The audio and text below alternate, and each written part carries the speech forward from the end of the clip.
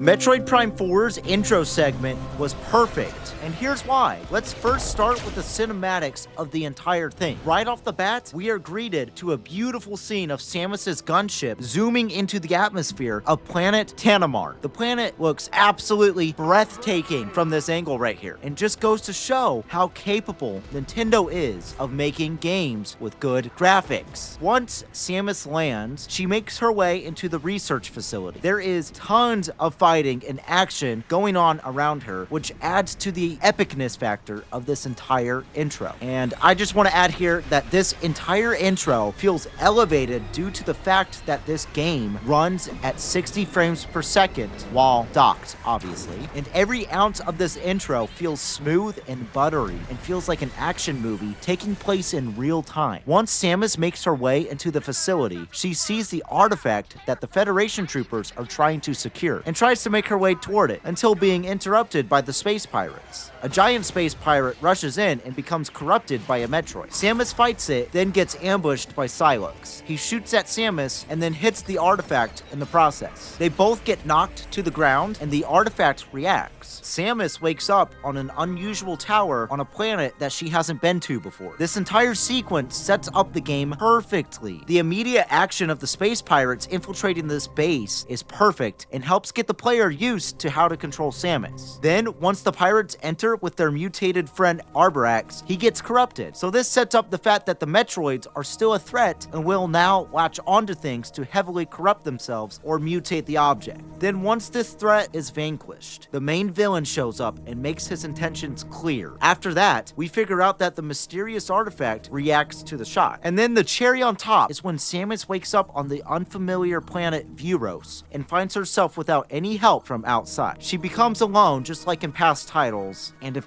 only this setup actually paid off for the game might have been good. But alas, the game was mediocre.